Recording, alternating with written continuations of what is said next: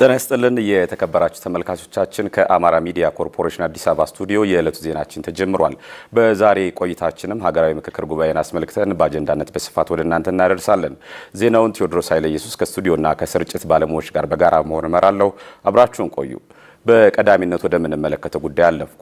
ሀገራዊ ምክክር ስኬታማ እንዲሆን የሀሳብ ብዝሃነትና አካታችነት በተግባር ሊጠበቅ እንደሚገባ የደብረ ብርሃን ከተማ ነዋሪዎች ተናገሩ።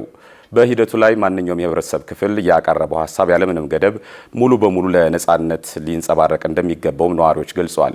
ለዓለም ላይ ኩን ከማንነት ጉዳዮች አንጻር፣ ከፖለቲካዊ ኢሹዎች አንጻር፣ ከኢኮኖሚ ብሎም ከማህበረሰባዊ ዘንድ ምናልባትን ከማህበረሰቡ ዘንድ ወይም ማህበራዊ አካታችነት ያለ ከአካል ጉዳተኞች፣ ከሴቶች፣ ከወጣቶች ከተለያዩ በአንድም በሌላም በተለያየ አንድምታ ማህበረሰቡ አካታች መሆኑ ወይም ኢንክሉሲቪቲ መከተት አለበት።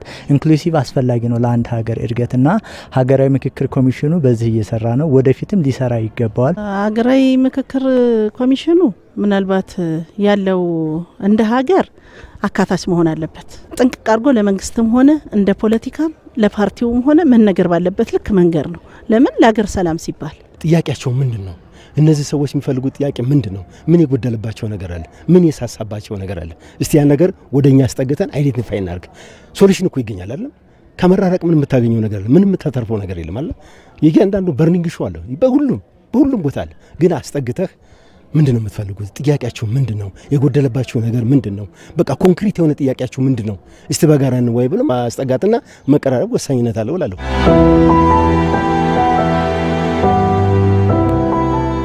ወደ ሰፊው ህዝብና ወደ ጥልቀት ወዳለው ሀሳብ ሁሉን አቀፍ ወደሆነ ሀሳብ ቢካተቱ ግትርነት ጠቃሚ እንዳልሆነ ተረተው ከምንም በላይ ደግሞ ችግሮችን በወንበር ዙሪያ ቢፈቱ አንድ ስምምነት ላይ ተደርሶ ሀገራችን ሰላም ብትሆን። ወጣቶች አሉ፣ ተማሪዎች፣ ምሁራኖች የገባሉ ይታወቃል አይደል? ስለዚህ እነኛ ሰዎች ደግሞ ከምን አኳያ ነው? በቃ ከምን አኳያ ነው? ፈቅደውትም ወደውትም ካልሆነ ደግሞ አንድ ችግር አለ ማለት ነው። ያን ችግር ምንድን ነው ብሎ ልቅም አድርጎ አንስቶ መለየት ነው። ችግሩ ምንጋ ነው? ማንስ ባለ ድርሻ አካል ይውሰድ ድርሻውን ብሎ ማየት ግድ ይለዋል። አንድ ነገር እኮ መሸነፍም ጥሩ እኮ ነው። አውቀህ የምትሸነፈው ነገር እኮ አለ። ቶሌራንስ ያስፈልጋል። አንድ ነገር መቻል። ምክንያቱም አንዳንድ ጊዜ በግብታዊነት የምትናገረው ነገር ሊቆጭ ይችላል። ነገ ያን ነገር ባልናገር ኖሮ ይሄ ነገር አሁን ለምሳሌ በግድቡ ብታይ አይገደብም ሲባል ወዘተርፈ አባይ እንግዲህ ሲዘፈንለት ሲዘከርለት የኖረ ነበር። ዛሬ ተጠቀሎ ጥቅም ላይ ዋለ። ይሄ ሌላውም ደግሞ እንደዛው ነው።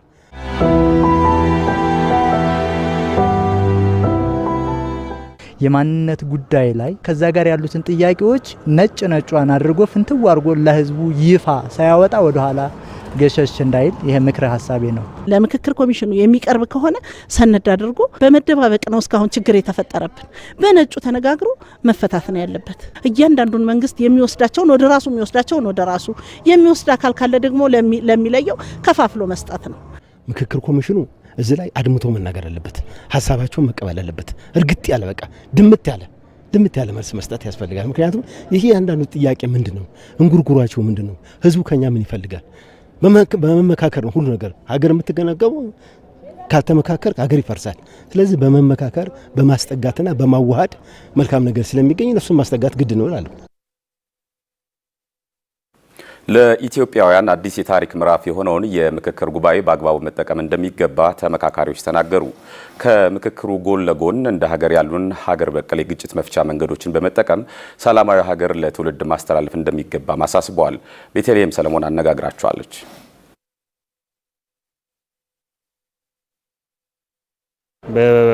ይሄኛው ክስተት በፖለቲካው ሳይንስም ያልተለመደ ነው ኢትዮጵያ ውስጥ።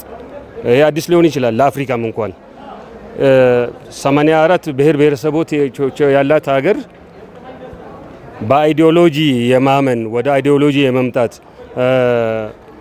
ከግጭት ከመነታረክ ወደዚህ መጥቶ ፍቅርን መመስረት ማለት ነው። ይህ ድል በታሪክ ሊገኝ አይችልም። በሆነ ዘመን አንድ ጊዜ የሚገኝ እንትን በየአመቱ በየ10 አመቱ ወይም በ5 አመት እንደ ምርጫ የምናስኬደው አይደለም። ለረጅም አመት ይህ አሁን የምንስማማባቸው እንትኖች ህግ ሆኖ ተቀርጾ መንግስት ተቀብሎት ምክክር ኮሚሽኑ ያቀርበውን ሀሳብ ተቀብሎት ህግ አድርጎት ለረጅም ጊዜ ለአመት ለ100 አመት ለአንድ እንትን ሊቆይ የሚችል ሰነድ ነው የሚሆነው። የሀገራችን ጉዳይ አንተ ነገር ምንድነው ብለን ጆሮአችን ተሰጣተን ተስማምተን ለሀገራችን የሚበጅ ነገር ላይ ለመወሰን ዛሬ እድለኛ ሆነን ለሀገር እንድነጋ አገር ማለት እኔና አንቺ ነን ባይዘ ኢትዮጵያችን ለሁላችንም የተብቃቃች የምናደርገው በጠመንጃ አፈሙዝ አይደለም፣ በመነታረክ አይደለም፣ ልዩነትን በማስፋት አይደለም። ያሉንን ልዩነቶች እያጠበብን ብንመካከር በተለያዩ ቦታዎች ሀሳብ ልዩነቶች አሉ፣ ግጭቶች አሉ። በቃ በተለያየ መልኩ ሰው ማይግባባቸው ነገሮች አሉ። ይሄ ሁሉ ግን መፍትሄ ሊኖረው የሚችለው ተቀምጠን ተደማምጠን ወደፊት የሚያስኬደን ነገር አዘ ሬዞሉሽን ስናስቀምጥ ነው። አንድ ስለሆንን ቁጭ ብለን እንነጋገር፣ ኑ ወደ ምክክር እንመካከር። ምንም ከኛ የሚበልጥ ነገር የለም። ደም አይፍሰስ፣ ሰላም ለኢትዮጵያ ይሁን፣ አንድነታችንን እናጠንክር። የሀገራችን የብዙ ጊዜ የረጅም ጊዜ የፖለቲካ፣ የኢኮኖሚ፣ የታሪክ ጥፋቶች ነበሩብንና እነዚህ ጥፋቶች ዛሬ ላይ ወደፊት ለመሄድ በጣም ሳንካ ሆነውም በየአካባቢው እንደምታዩ ግጭቶች ተበራክተዋል። ስለዚህ ለዚህ ደግሞ ግጭት እንትኖች መንስኤው መፍትሄውም የሆነው ምክክር ነው የሚሆነው። ባይዘየ ኢትዮጵያ መጀመሪያውኑም የመነጋገር ባህል አላት። ይሄንን ነው የምናዳብረው ማለት ነው። እንግዲህ በመገፋፋት ምንም የሚመጣ ሰላም አይኖርም። በመደማመጥና በመወያየት ነው ሰላም ሊመጣ የሚችለው። እንደገና ደግሞ ጫካ ያሉትም ልጆቻችን ሁላቸውም ወደ መድረኩ መጥተው ጥይትን ያልፈሩ ግንባራቸውን ለጥይት ሰጥተው ለምክክር እንዴት አልቻሉም? ይህንን ለምክክር መምጣት አለባቸው። አስተዳደጋችን ወሳኝ ነው ደግሞ። ስለዚህ መተን ወደ ምክክሩ መመለስ አለብን ብዬ ነው ማምነው። በዚህ ምክክር ማመን አለባቸው። ሰላም ጉዳይ የአንድ ሰው አካል አይደለም፣ የህብረተሰቡ ሁሉ ኃላፊነት ስለሆነ ህዝቡ ከትንሹ ትልቁ ተሳትፎ እነዚህ ሰዎችም ወደ ሰላም መጥተው በአካባቢ ባላቸው አባገዳ አለ በሱ ተነጋግረን ወደ ዋናችን ምክክር አምጥተን ምንም አይፈታ ነገር ስለሌለ ወደዚህ መስመር እንግባ። ሀገራዊ ምክክር ኮሚሽኑ አካል ጉዳተኞች በሀገር ግንባታ ሂደት ሚናቸውን እኩል እንዲወጡ አካታች እድል መፍጠሩን በዋናው ጉባኤ የሚሳተፉ ተመካካሪዎች ገለጹ። ለሀገር ሰላም መረጋገጥ ግጭቶችን በንግግር መፍታትና ምክክርን አማራጭ ማድረግ እንደሚገባም ተመካካሪዎች ገልጸዋል። ቤተልሔም ሰለሞን። የኢትዮጵያ ሀገራዊ ምክክር ኮሚሽን ሁሉን አቀፍና ዘላቂ ሀገርን መገንባት የሚያስችል ምክክር ለማድረግ አካታችና አሳታፊ ሂደቶችን አሳልፎ ዋና ጉባኤ ላይ ደርሷል። በሂደቱ ልክ እንደ ሁሉም የማህበረሰብ ክፍሎች ሁሉ አካል ጉዳተኞችም ተሳታፊ ሆነው በሀገር ግንባታ ላይ የበኩላቸውን እንዲወጡ ማስቻሉን ተመካካሪዎች ገልጸዋል። ሀገራዊ ምክክር ልዩ የሚያደርገው ከታች ነው ሀሳቡ የሚመጣውና ተሳትፎ ላይ አካታችነት ላይ አካል ጉዳተኞች በሁሉም ደረጃ ይህንኑ በመመካከር አንድ አጀንዳ ላይ እንደርሳለን ብዬ ነው የማስበው። አካል ጉዳተኞች በተለያየ አደረጃጀታቸው ሁኔታ ወደዚህ ተሳትፎ እንዲመጡ ያደረገበትን አግባብ ማመስገን እፈልጋለሁ። አካላችን ላይ ጉዳት ቢኖርም ግን በሀገር ግንባታ ሂደት ውስጥ፣ በሀገር ሰላም ማምጣት ሂደት ውስጥ፣ በሀገር ኢኮኖሚ ውስጥ የራሳችን ሚናና አስተዋጽኦ ማድረግ የምንችል ዜጋ መሆኑ አንዱ ማሳያ መድረክ በመሆኑም በዚህም በመሳተፋችን እድለኛ ነን ብለን እናስባለን። በምክክር ሂደቱ ሁሉንም ሀሳቦች በማክበር መርህ ልዩነቶችን ማቀራረብና ለሀገር የሚበጀው ላይ ብቻ መግባባት እንዲመጣ መስራት ይገባልን ብለዋል። አንዱ በሚያቀርበው ሀሳብ በገባው በተረዳው ልክ ነው። የኔ ሀሳብ ደግሞ በገባኝ እዚህ መሀል ላይ መተላለፎች ሊኖሩ ይችላሉ። ትልቁ ነገር ምክክር ሲባል ክርክር አይደለም። ይሄ ፍርድ ቤት አይደለም የመጣ ነው። ልንወያይ፣ ልንነጋገር፣ ልንደማመጥ ነው። ስለዚህ ይሄ መርህ ሊሆን የሚችለው ምንድነው? ማንም ትክክል አይደለም፣ ማንም ስህተተኛም አይደለም። ስለዚህ ግን ትልቋን ሀገር እያሰብን፣ ትልቁን ሰላም እያሰብን፣ ትልቁን የሰው ልጅ ወጥቶ መግባትን እያሰብን ከተነጋገረን ምንም ማንግባባበት ችግር ያለ አይመስለኝም። ስንመካከር ደግሞ ሁሉንም አገኛለሁ ማለት ከባድ ነው። አንዱን ጓጥ እያረግሽ አንዱን እያጎላሽ በዛ መልኩ ነው የሚሆነው። ስለዚህ መሰረታችን ሀገራችንን ከማዳን አንጻር የህብረተሰቡን ተጠቃሚነት አንጻር ስለሆነ ይህንን መሰረት ካደረግን እንዋዋጣለን ብዬ አስባለሁ።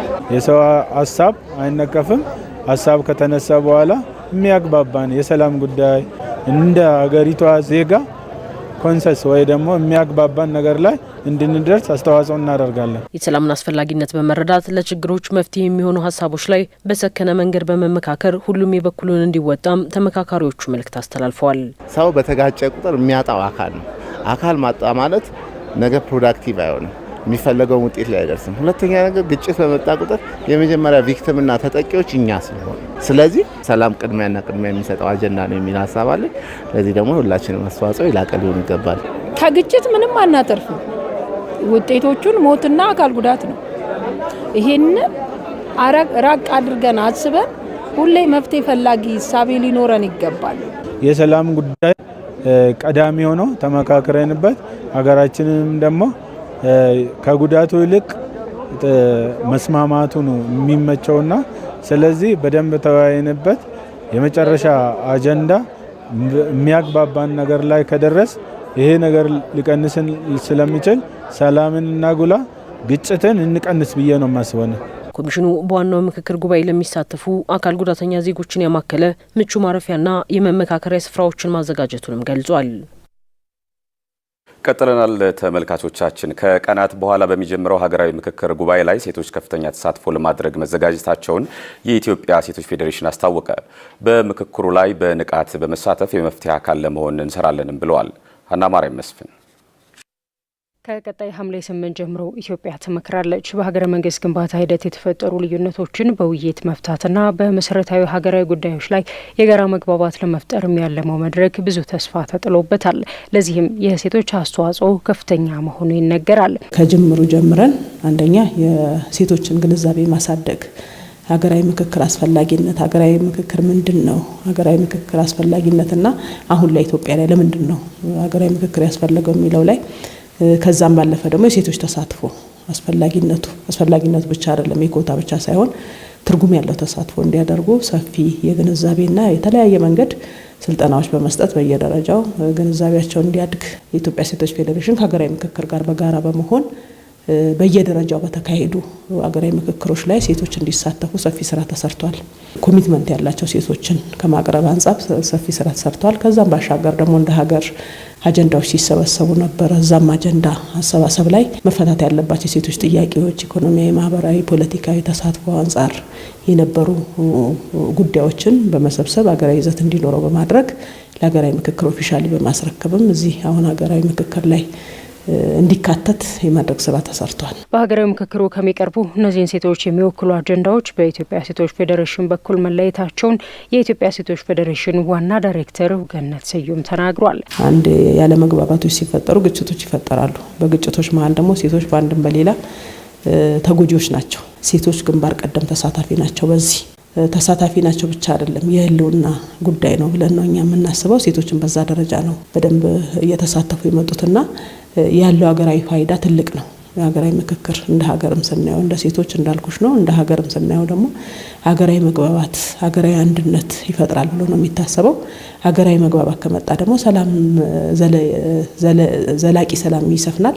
ዘላቂ ሰላም ካለ ደግሞ ያው ልማት ይኖራል። ስለዚህ አገራዊ ምክክር እንደ ሀገርም ለሴቶችም ከፍተኛ ፋይዳ አለው ብለን ነው የምናስበው። ልዩነትን በማጥበብ የሀገረ መንግስት ግንባታውን ለማስቀጠል የሚረዱ ጉዳዮች ላይ ንቁ ተሳታፊ ለመሆንም ዝግጅታቸውን አጠናቋል። አጀንዳዎቹ በደንብ ትኩረት እንዲሰጣቸው ተጽዕኖ ሊፈጥሩ የሚችሉ ሴቶች ናቸው ተመልምለው የመጡትና በደንብ ተጽዕኖ መፍጠር የሚችሉ ትርጉም ያለው ተሳትፎ ሊያደርጉ የሚችሉ ሴቶች ናቸውና የመጡት እነሱ በደንብ በቂ ዝግጅት አድርገዋል ብዬ ነው እንደ ኢትዮጵያ ሴቶች ፌዴሬሽንም እንደ ሴቶችም ማለት ነውና በደንብ አድርገው የሴቶችን አጀንዳ ትኩረት እንዲያገኝ የሴቶችን አጀንዳ ብቻ አይደለም ሀገራዊ ምክክሩን በራሱ በደንብ ለታለመለት ዓላማ እንዲውል ሰላማዊ እንዲሆን የራሳቸው ተጽዕኖ የራሳቸው አስተዋጽኦ ማበርከት እንዳለባቸው በቂ ዝግጅት አድርገዋል። በሀገራዊ ምክክሩ የሚሳተፉ ተመካካሪዎችም አዲስ አበባ እየገቡ ናቸው። ቀጥለናል ተመልካቾቻችን። በቀጥታ አጀንዳነት ወደምንመለከተው ጉዳይ አለፍን። ያለፉት 4 ዓመታት ሰፊ ዝግጅት የተደረገበት የሀገራዊ ምክክር ሂደት የመጨረሻው ምዕራፍ በቀጣይ ማክሰኞ ሐምሌ 8 2018 ይጀመራል። በዚህ ሀገራዊ ጉባኤ ከመላ ሀገሪቱ የተውጣጡ 4000 የሚደርሱ ተመካካሪዎች የሚሳተፉ ሲሆን መዳረሻቸውንም አዲስ አበባ አድርገዋል። የምክክር ኮሚሽን እስካሁን ተግባራትና የሀገራዊ ጉባኤ ሂደቶችን በተመለከተ መረጃ ሊያደርሰን ባልደረባ ያደረው ምኑ የለት እዚሁ ስቱዲዮ ይገኛል። አደራው እንኳን ደህና መጣ። ቴዲ እንኳን ደህና ቆየኝ።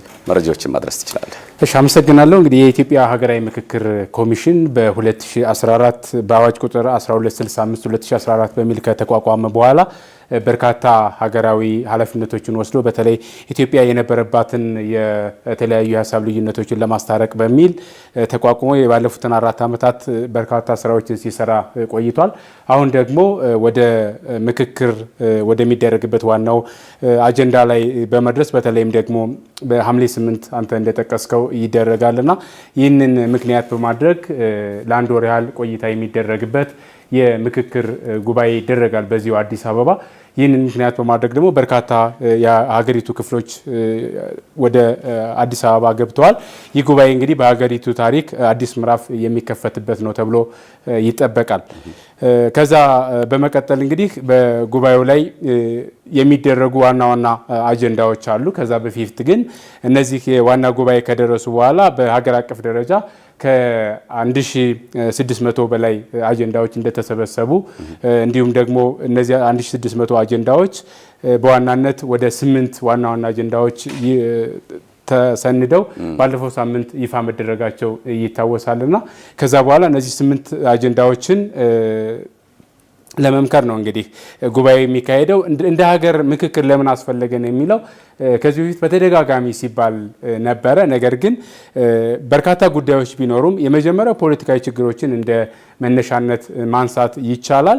በተለይ በሀገር ደረጃ የሚያጋጥሙ ፖለቲካዊ ችግሮች ይኖራሉ። በፖለቲከኞችም በሌሎች ፖለቲካዊ ውስብስብ ጉዳዮችም በጠረጴዛ ዙሪያ ለመፍታት፣ ሌላው ደግሞ በመንግስትና በህዝብ መካከል የተሸረሸሩ የሀሳብ ልዩነቶች አሉ እስከዛሬ በተለያየ አጋጣሚዎችና እነዛን መተማመን ለመፍጠር አንዱ ምክክር አስፈላጊ ሆኖ ተገኝቷል።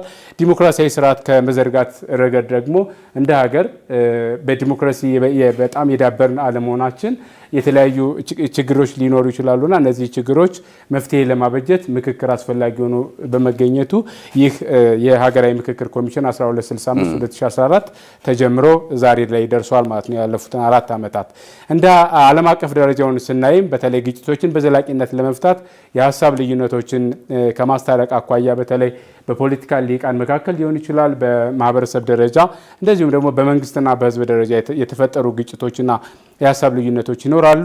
ሌላው ደግሞ የፖለቲካ ሽግግር በሚኖርበት ጊዜ ከአንድ ስርዓት ወደ ሌላ ስርዓት በሚሄድበት ጊዜ እንደዚሁ ምክክር ሊያስፈልግ ይችላልና ኢትዮጵያም ከዚህ የሚወጣ አውድ የላትም። አሁን ባለን ኤክስፔሪየንስ ወይም ደግሞ ልምድና የዓለም አቀፍ ሁኔታ የወጣ አይደለምና ይህንን ተግባራዊ በማድረግ እንግዲህ የሀገራዊ ምክክር ኮሚሽን ለማድረግ ዝግጅቷን አጠናቃ የመጨረሻው ምዕራፍ ላይ ተገኛለች ማለት ነው። እንግዲህ የተሳታፊዎች ውክልናና የህብረተሰቡን ስብጥር ስናይ ቴዲ አጠቃላይ እንደ ሀገር 1234 ያህል ወረዳዎች የተሰበሰቡ አጀንዳዎች ናቸው። ተሳታፊዎችም ከዚህ የመጡ ናቸው። ከዚህ በፊት ከ200 ሺህ በላይ ዜጎች ተሳትፈዋል። ከወረዳ ጀምረን በየመዋቅሩ የመጣንበት አለ እንደ ሀገር ማለት ነው። ዛሬ ላይ እነዚህ 4000 ዜጎች ወደ ምክክሩ ሲመጡ ከ200 ሺህ ተውጣተው የመጡ ናቸውና ያንን መነሻ በማድረግ ከተለያዩ ማህበረሰብ ክፍሎች የተወከሉ ናቸው። አጠቃላይ የሀገራዊ ጠቅላላ ጉባኤ መዋቅራዊ አደረጃጀቱ ምን ይመስላል የሚለውን ነገር ብንቃኝ እንግዲህ ሐምሌ 8 ሲደረግ ይህ አጀንዳ 4000 ዜጎች አንድ ላይ አይደለም ውይይት የሚያደርጉት። የራሳቸው መዋቅራዊ አደረጃጀት ተሰርቶላቸዋል። ከነዚህ መካከል የመጀመሪያዎቹ 50 ተመካካሪዎች በ80 ቡድኖች ይከፋፈሉና ይህ 4000 ይሆናል። ሲደመር አመለካከቶች የሚንጸባረቁበትና በተለይ በአጀንዳዎች ላይ በዝርዝር የሚመከርበት 8ቱ አጀንዳዎች ላይ በዝርዝር ይመከራሉ። ከዛ 250ዎቹ ደግሞ ወደ 250 ይዛወሩና ወደ 16 ቡድኖች ይዋቀራሉ። ይህ 16 ቡድኖች ሚና የሚሆነው ከላይ 80 ቡድኖች ያወሩባቸውን የተነጋገሩባቸውን ጉዳዮችን በተለይም በማቀናጀት በማደራጀት ወደ ቀጣዩ ደረጃ የሚያዘዋውሩበት ይሆናል። ከዛ ከ250 ደግሞ 500 ተመካካሪዎች በአንድ ጠረጴዛ ዙሪያ የሆኑና በ8 ቡድኖች ተከፋፍለው ይህም 4000 ይሆናል።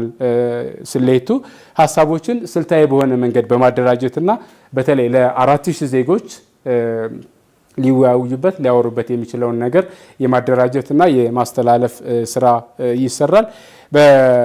በመጨረሻም ዋናው ጠቅላላ ጉባኤ የመጨረሻ አስተያየት በእያንዳንዱ ጉዳይ ላይ የመጨረሻ አስተያየት ይሰጥና የመፍትሄ ሀሳብ የተሰጠባቸው ውሳኔ የተሰጠባቸው አጀንዳዎች ይፋ የሚደረጉበትን እድል መፍጠር የሚቻልበት ሁኔታ ይኖራል። ከ80 ቡድኖች ወደ አንድ ይመጣል ማለት ነው። 80 ቡድኖች ነበሩ። ከዛ ወደ አንድ ቡድን ይመጣል እና ትልቁ ነገር 4000 አንዴ የሚነጋገር ወይም ደግሞ የሚወያይ ነው ይመስለን፣ ግን በቡድን ለማሳየት ነው።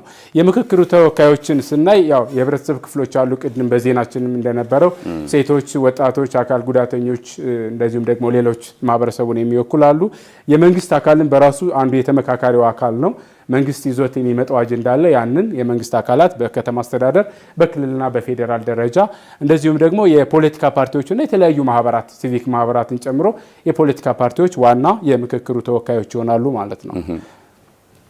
ሌላው ከምክክሩ ምን እናተርፋለን የሚለው ነገር ነው። እንግዲህ ሀገራዊ ጉባኤ ይደረጋል።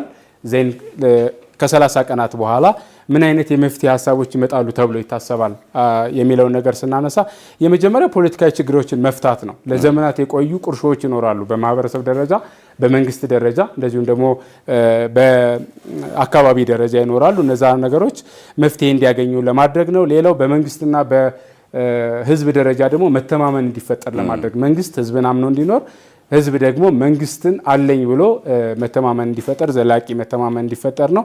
አዲስ ሀገራዊ ውል ደግሞ ለምሳሌ እንደ ሀገር ያጋጠሙ በጣም በርካታ ችግሮች ይኖራሉ። እነዚህን ለመፍታት አዲስ ውል መግባት እኔ ቃል እገባለሁ ብሎ ለቀጣዩ ጉዳይ መሄድ ነው። ሌላው ሁላችንም የምንመኘው ዘላቂ ሰላምና ዲሞክራሲ በኢትዮጵያ እንዲጸና ማድረግ የምክክሩ ዋና ውጤት ነው ተብሎ ይጠበቃል ማለት ነው። በዚህ ጉዳይ ለመጨረሻ ላይ የምናገኘው ጉዳይ ነው። ዜን ሐምሌ 8 የጉባኤው ዋና አጀንዳ ሲከፈት ከዛ በፊት ከትናንትና ጀምሮ የተከናወኑ በርካታ ጉዳዮች አሉ። የመጀመሪያው ሁለት ነገሮች አሉ። የአድዋ ሙዚየም እና የቀይ ሽብር ሙዚየም ጉብኝት አድርገዋል ተመካካሪዎቹ 4000 ተመካካሪዎች። ለዚህ ሀገራዊ ምክክር ኮሚሽን ዋና ዓላማ ይዞ የተነሳው ሁለት ነገሮችን ነው።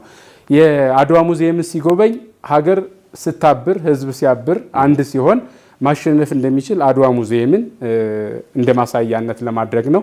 በተቃራኒው ደግሞ እርስ በርሳችን የማንስማማ ከሆነና የሀሳብ ግጭት ልዩነቶች ከኖሩ ደግሞ ቀይ ሽብር ያመጣው መዘዛችንን ለማሳየት ነው። ስለዚህ ሁለቱን በማስታረቅ ሀገራዊ ዓላማን ለመከተል እንዲያስችል ለማድረግ የተደረገ ነው። ተመካካሪዎቹ በአሁኑ ሰዓት በሙሉ አዲስ አበባ ገብተዋል። እንግዲህ ቀጣይ ማክሰኞ ምክክሩ ይደረጋል ማለት ነው።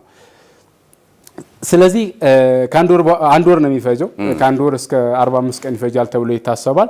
እንደዚህ አይነት ውይይቶች ከተደረጉ በኋላ ሀሳቦች ከዚህም ከዛም ስምምነት ተደርሶባቸው መጨረሻ ላይ በአፈጻጸም ብሔራዊ የሀገራዊ ምክክር ኮሚሽን የሚመራው የአፈጻጸም ስርዓት ተዘርግቶ ተግባራዊ የሚደረግበት እድል ይጀመራል ማለት ነው። በቀጣዩ ዓመት ጀምሮ ይህን ይመስላል አጠቃላይ የቆይታችንን። ቴዲ አመሰግናለሁ። አዳረው ለመረጃዎች መልካም ጊዜ ይሁን። እኔም አመሰግናለሁ። እንቀጥላለን ተመልካቾቻችን፣ አሁንም አብራችሁን ቆዩ። ለሀገራዊ ምክክር ጉባኤው የተሰበሰቡ አጀንዳዎች በሳይንሳዊ ዘዴ የተመረጡ መሆናቸውን የኢትዮጵያ ሀገራዊ ምክክር ኮሚሽን አስታወቀ።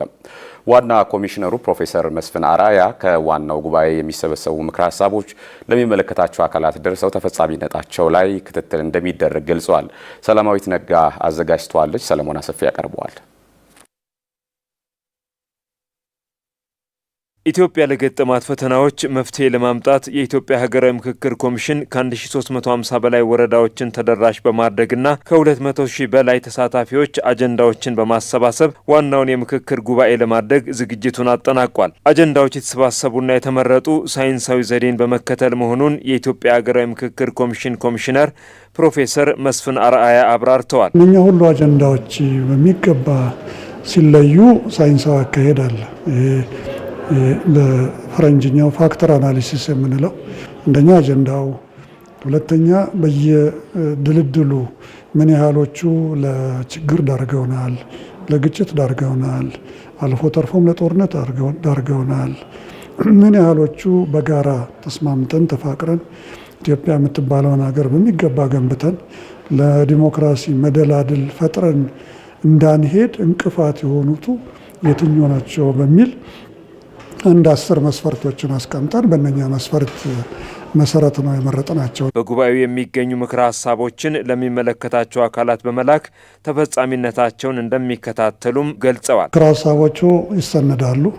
ከተሰነዱ በኋላ ለሚመለከታቸው ይላካሉ። ከሄዱ በኋላ በትክክል መተርጎም አለመተርጎማቸውን ተከታትለን ግን እኛ መጀመሪያ ለህዝብ ተወካዮች ምክር ቤት ተጠሪነታችን ለህዝብ ተወካዮች ምክር ቤት ስለሆነ፣ በሁለተኛ ደረጃ ደግሞ ዋናው ተጠሪነታችን ደግሞ ለኢትዮጵያ ህዝቦች ስለሆነ ለኢትዮጵያ ህዝቦች በእናንተ በኩል ይሄው ምክር ሀሳቦቻችሁ የተተረጎሙ ነው፣ ይሄው ምክር ሀሳቦቻችሁ እንቅፋት አጋጥሟቸዋል ብለን ሪፖርት የማድረግ ኃላፊነት ተሰጥቶናል። ያንን የምናደርገው ይሆናል። ይህ የምክክር ጉባኤ ኢትዮጵያውያን ለሀገራቸው ሰላምና ቀጣይ ዕጣ ፈንታ የሚወስኑበት በመሆኑ ተመካካሪዎች ሀሳባቸውን ያለምንም ፍርሃት ማንጸባረቅ እንዳለባቸው አስገንዝበዋል።